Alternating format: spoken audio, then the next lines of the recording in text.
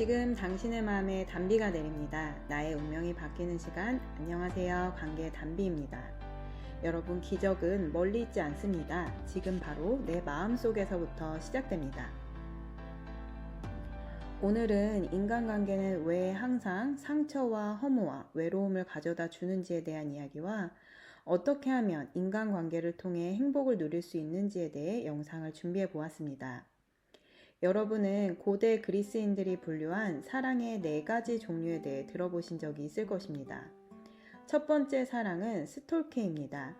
부모가 자식을 잉태했을 때부터 느끼는 모성애, 부성애와 같은 사랑입니다. 아이가 엄마의 태에서 나온 그 순간 기쁨과 감격은 내가 살아온 일에 처음으로 형언할 수 없는 끝없는 사랑이 아이에게로 부어지는 것을 경험하게 되는 것입니다.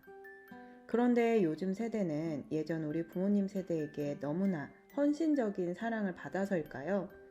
받는 사랑에는 익숙하지만 나를 헌신하는 사랑은 할 수 없는 세대가 되어서 아이를 낳고 시작되는 육아로 인해 많은 산모들이 기쁨도 잠시 산후 우울증과 분노 조절 장애 등으로 고통을 받고 있습니다. 내가 낳은 내 아이 앞에서 짜증과 한숨, 분노를 참지 못하는 모습, 그로 인해 부모가 서로 다투는 모습을 보면서 아이들 또한 고통을 받고 있습니다. 그럼에도 불구하고 대부분의 아이들은 금세 무슨 일이 있었냐는 듯 해맑고 밝은 얼굴로 부모에게 안깁니다. 부모는 그 모습을 보면 잠시 미안했다가도 애들이니까 금방 잊어버렸겠지 하고 다시 일상을 살아가는 것입니다. 그러나 아이들은 잊어버린 것이 아닙니다. 아이들은 상처를 어떻게 해소해야 할지 알지 못하기에 가슴 깊은 곳에 묻어두는 것입니다. 또 부모 외에는 의지할 사람이 없고 부모가 곧 하나님과 같은 존재이기에 다시 부모 곁으로 가고 안기는 것입니다.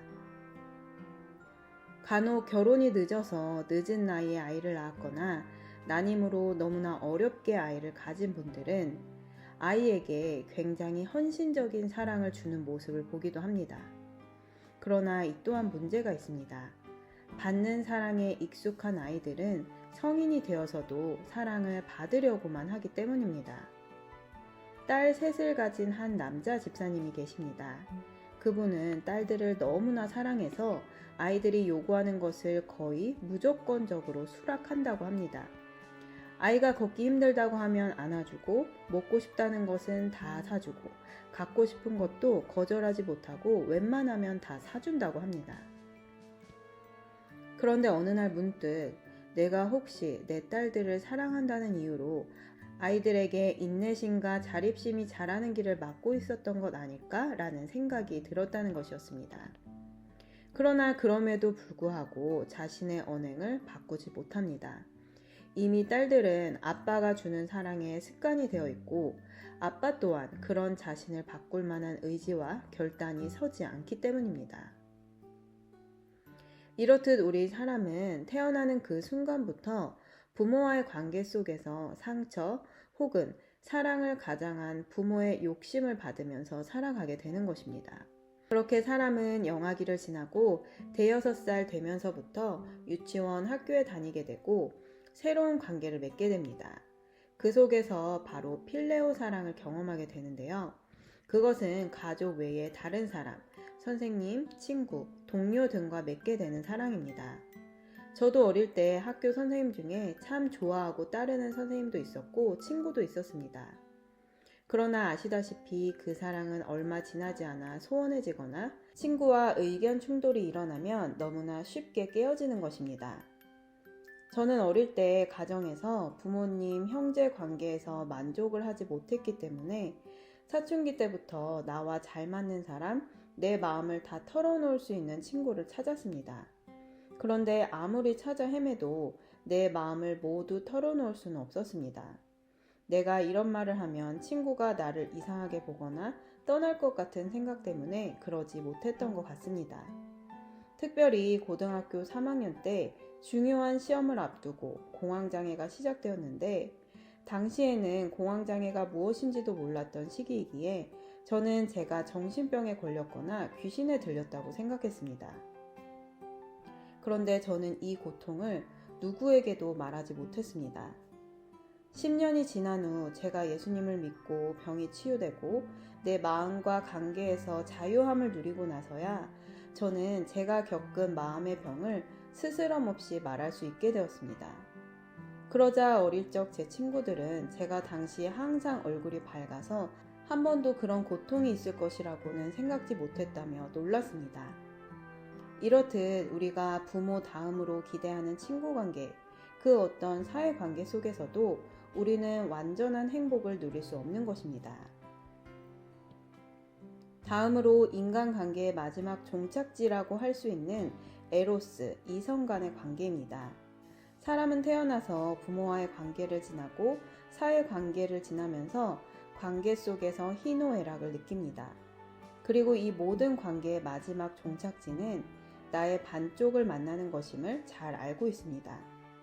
모든 미혼 남녀들이 나와 평생 함께할 이성을 만나기 위해 마음으로 준비하고 외모를 가꾸고 진로를 정하여 열심히 살아가는 것입니다.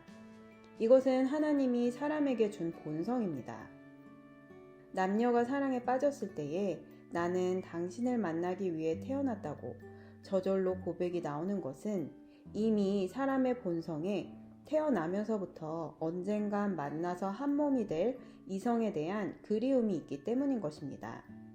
우리는 마침내 나의 인연을 만났을 때 온전한 사람이 되었음을 느끼고 이 사람과 함께라면 평생 잘 살 수 있을 것이라는 확신이 생기는 것입니다. 저 또한 그렇게 저의 남편과 만나서 교제를 하고 결혼을 하였습니다. 부모님도 주변 사람들도 모두 반대하였지만 저는 당시에 이 남자가 아니면 안 되겠다는 확신이 있었습니다. 지금도 제 인생에서 가장 잘한 선택이 지금 저의 남편과 결혼을 한 것이라고 생각하기에 종종 미혼인 친구들이 결혼 상대를 어떻게 알아보는지에 대해 물어보면 제 이야기를 들려주고는 합니다. 그런데 요즘 세대가 파혼, 이혼율이 굉장히 높아지고 있는 까닭은 결혼 상대를 선택할 때에 내 깊은 마음속의 소리를 듣지 않고 상대의 조건을 따지거나 주변 사람들의 말을 더 귀 기울여 듣거나 그저 상황이 그래서 어쩔 수 없이 떠밀려서 결혼을 하기 때문인 것 같습니다. 100세 시대 속에서 최소한 60년 이상을 함께 살아야 하는 나의 반려자를 선택하는데 그 선택을 신중하게 하지 않는 것은 정말 위험한 일인 것입니다. 제 주변 사람들만 해도 결혼 생활이 좋다고 말하는 사람들은 거의 없고 지금 배우자와의 결혼이 자신의 인생의 실수였다고 말하거나 진지하게 이혼을 준비하는 사람들도 있습니다. 이렇게 인간과 인간이 만나서 나누는 사랑, 인간의 노력으로 하는 사랑은 언제나 상처를 남기게 되어 있는 것입니다.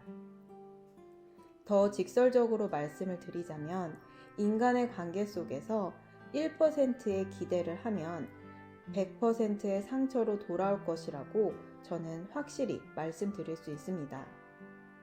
그 이유는 사람은 피조물이기 때문입니다. 피조물이라는 것은 창조주가 있다는 뜻입니다. 우리가 사용하는 모든 물건에는 제조자가 적혀 있듯이 사람도 창조주가 있습니다. 사람을 창조하신 하나님께서는 사람에 대한 자세한 설명을 바로 성경에 적어 놓으셨습니다. 그래서 사람이 사람답게 살아가기 위해서는 창조주 하나님을 먼저 알아야 하고 그분의 가르침을 믿고 따라야 합니다. 인간관계의 모든 문제의 답은 성경 안에 있습니다.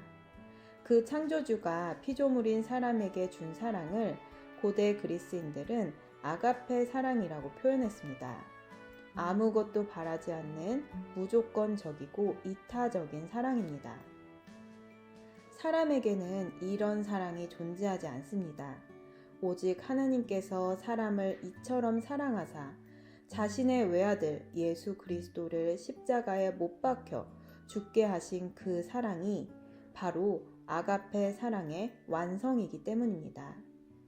사람은 창조주 하나님을 잊어버리고 마치 자신들이 신이 되어 살아가고 있습니다. 내 식구가 살아가면 그 집에 4명의 신이 살고 있으니 서로 자신이 진짜 신이라고 우기며 전쟁이 끊어지지 않는 것입니다. 그러나 그 집안의 신이 오직 단 한 분, 예수 그리스도로 좌정하실 때에 모든 가족들은 오직 하나님 말씀 앞에서 순종하고 겸손해질 수 있는 것입니다. 이것이 진정 모든 인간관계를 회복하고 행복을 누릴 수 있는 유일한 방법입니다. 여러분, 부디 이제부터는 인간관계 속에서 상처받고 허덕이지 마시고 그 상처를 하나님께 치료받고 건강한 영혼 육으로 거듭나 내 가정을 행복하게, 나와 함께하는 모든 사람을 행복하게 만드시기를 축복합니다. 오늘 영상은 여기까지입니다. 끝까지 시청해주신 여러분 감사드립니다. 도움이 필요하시다면 영상 끝 연락처로 연락 주시기를 바랍니다. 누구나 아름답습니다. 누구나 희망이 있습니다. 이상 메마른 관계의 단비 같은 소식을 전하는 관계의 단비였습니다. 오늘도 행복한 하루 되세요. 감사합니다. 영어로 된 사랑의 복음을 듣고자 하시는 분들께 생명을 품은 유튜브 채널 라이프 메카닉을 추천드립니다.